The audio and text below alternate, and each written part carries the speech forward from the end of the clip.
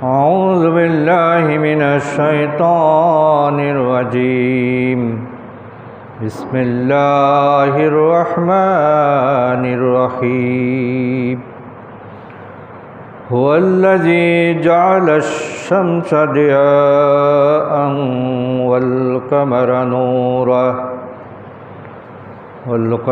نورا وقدره منازل لتعلموا عدد السنين والحساب ما خلق الله ذلك إلا بالحق يفصل الآيات لقوم يعلمون صدق الله العلي العظيم আলহামদুলিল্লাহ আজ 6 মার্চ 16 রমাদান 21 ফাল্গুন পবিত্র জুমাবার আমরা আল্লাহ সুবহানাহু ওয়া তাআলার দরবারে শুকরিয়া আদায় করি।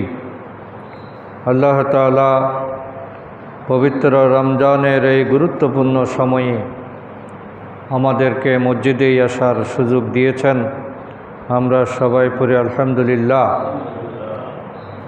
রহমত, মাগফিরাত এবং নাজাতের পবিত্র সওগাত নিয়ে যে মাস আমাদের সামনে এসেছিল, সেই মাসের আজকে অর্ধেক সময় আমরা প্রায় পার করে দিয়েছি। আমাদের জীবনের সময়গুলো আসলেই এভাবেই চলে যাচ্ছে এবং রাত আসে, দিন আসে, রাতের পরে দিন, দিনের পরে রাত, এভাবেই আমরা নিশ্চিত জীবন মৃত্যুর মাধ্যমে যেখানে আমাদের প্রবেশ, সেদিকেই আমাদের রওনা। পবিত্র রমজানের এই শেষ অংশে এসে আমাদের আজকে পর্যালোচনা করা দরকার যে উদ্দেশ্য এবং লক্ষ্য নিয়ে আল্লাহ তাআলা এই ইবাদতগুলো আমাদেরকে দিয়েছেন, আমরা সেই পথে আছি কিনা। কোনো দিনের মধ্যে, কোনো ধর্মের মধ্যে আসল কাজের চেয়ে যখন মৌসুমি কাজ এবং মৌসুমি অনুষ্ঠান বৃদ্ধি পায়,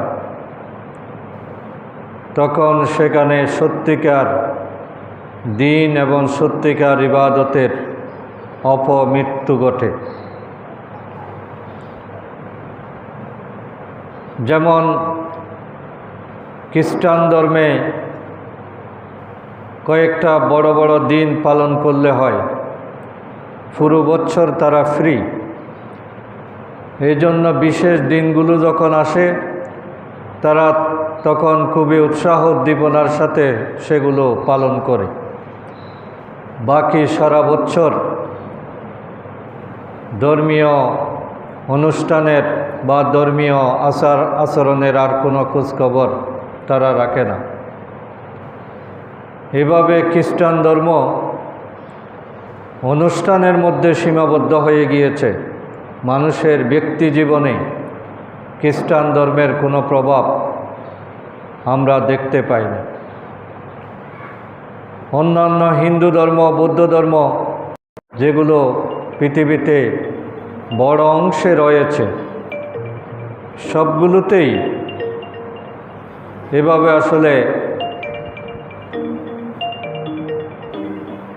এভাবে অনুষ্ঠানের মধ্যেই তারা নিজেদেরকে সীমাবদ্ধ করে ফেলেছে। আমরা মুসলমানেরাও সেই পথে যাত্রা করছি কিনা। কারণ আমাদের ধর্মটা হলো জীবনব্যাপী ধর্ম এবং সার্বক্ষণিক একটি দায়িত্বের নাম। আমরা যখন আল্লাহর প্রতি ঈমান এনেছি, তখন এক সেকেন্ডের জন্য আমরা আল্লাহর হুকুমের বাইরে চিন্তাও করতে পারি না, কাজও করতে পারি না। পুরো জিন্দেগির প্রতিটি মুহূর্ত একটি নিয়ম এবং একটি আনুগত্যের বন্ধনে আমরা আল্লাহর কাছে আত্মসমর্পণ করেছি। আমাদের জন্য আল্লাহ তাআলা যে আনুষ্ঠানিক ইবাদতগুলো দিয়েছেন, যে বিশেষ ইবাদতগুলো দিয়েছেন, এগুলো মূলত আমাদের চলমান যে আনুগত্যের প্রকাশ, এটাকে আরও বেগবান করার জন্য, শক্তিশালী করার জন্য। আমরা যাতে আমাদের নিয়মিত কর্মসূচি থেকে দূরে সরে না যাই এবং সেখানে কোনো ধরনের দুর্বলতা থাকলে এই আনুষ্ঠানিক বিশেষ বিশেষ দিনে আমরা যাতে আত্মসমালোচনা করি, আমরা আবার আমাদের ইবাদতের মান এবং আল্লাহর প্রতি আনুগত্যের যে পরাকাষ্ঠা, সেই ক্ষেত্রে আমরা যাতে প্রতিযোগিতা করতে পারি, আমরা যাতে এগিয়ে থাকতে পারি। এই জন্য আল্লাহ তাআলা দৈনিক ইবাদত, সাপ্তাহিক ইবাদত, মাসিক ইবাদত এবং বাৎসরিক কিছু বড় বড় ইবাদতের দায়িত্ব আমাদেরকে দিয়েছেন, যেগুলোর মধ্যেই আমাদের জীবন সীমাবদ্ধ নয়, বরং আমাদের জীবন হলো আল্লাহর আনুগত্যের বন্ধনে সার্বক্ষণিক নিয়োজিত। এই জন্য জুমাবার অথবা রমজান অথবা শবে কদর অথবা ঈদের দিন, এগুলো আমাদের জন্য নতুনভাবে শপথ নেওয়ার মাধ্যম মাত্র।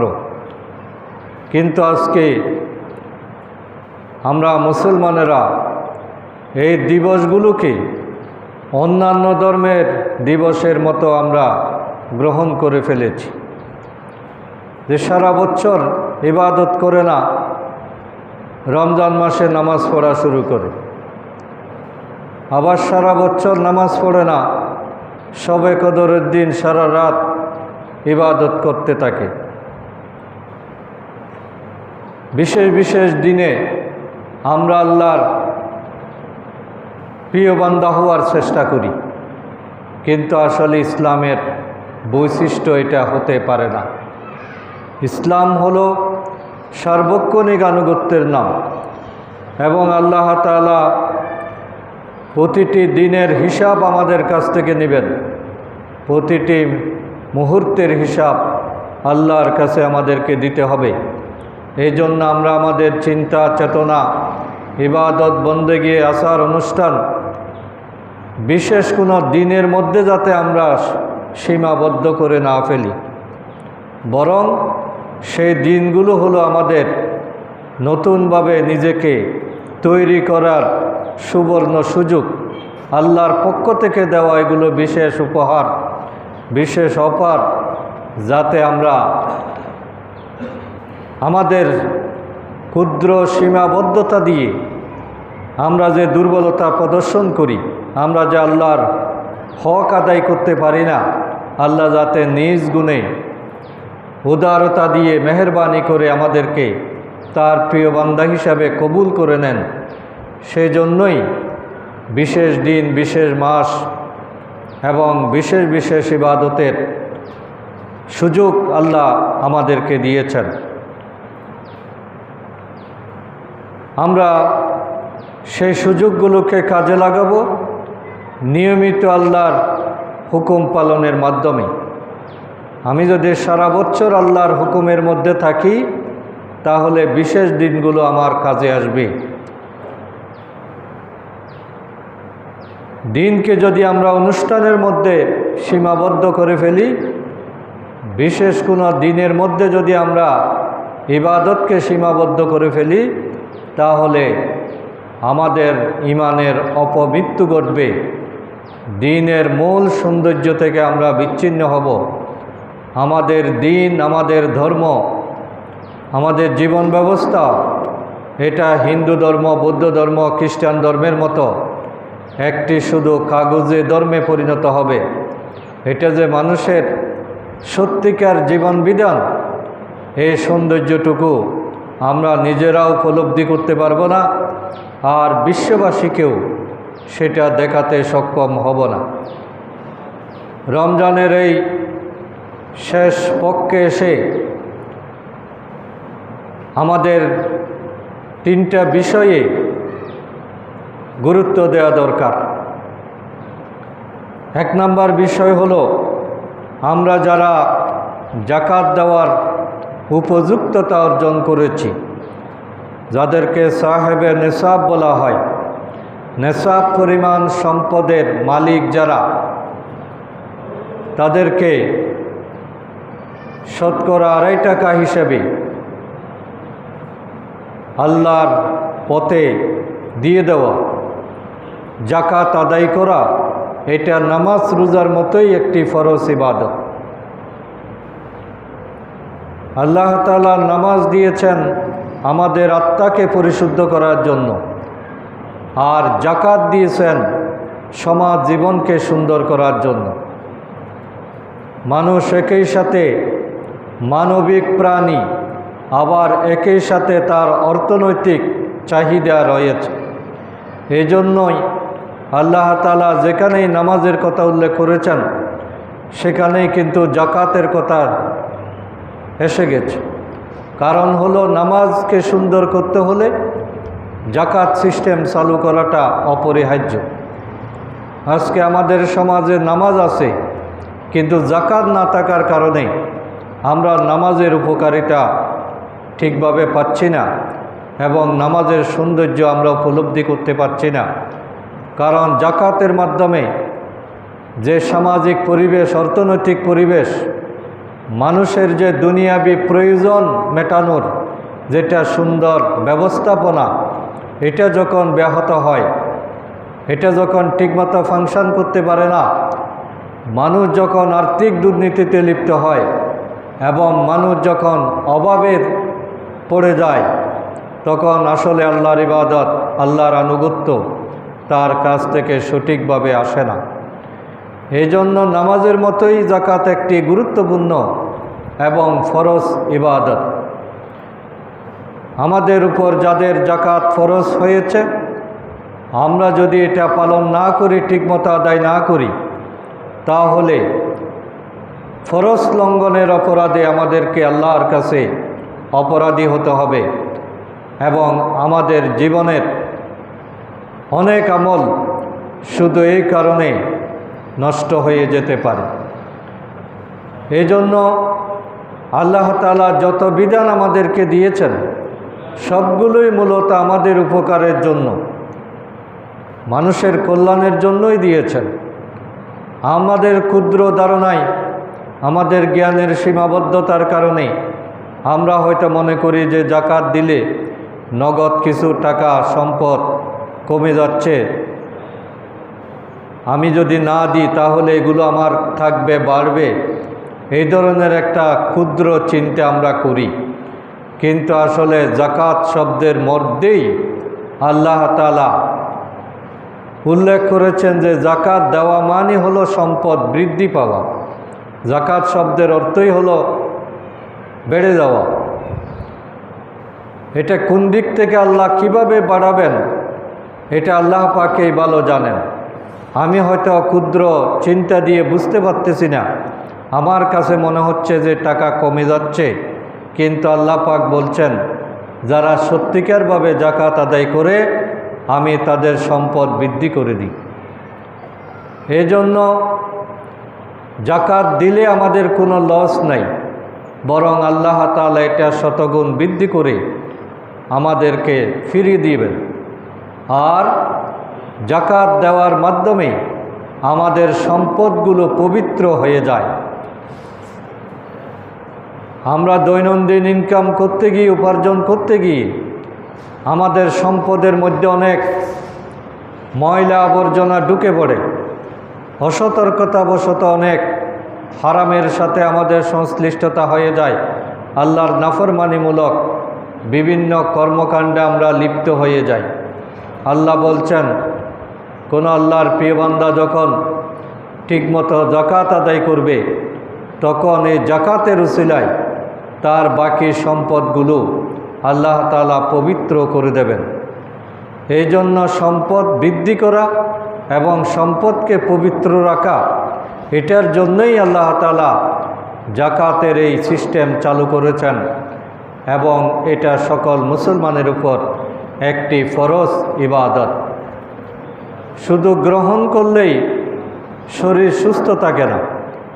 কোনো মানুষ যদি শুধু খেতে থাকে আর বিয়োগের কোনো ব্যবস্থা না থাকে, তাহলে ওই মানুষ যেমন মারা পড়বে, তদ্রূপ একটা সমাজে যদি শুধু আসতে থাকে আর দেওয়ার কোনো ব্যবস্থা না থাকে, তাহলে ওই সমাজটাও আত্মহত্যা করবে।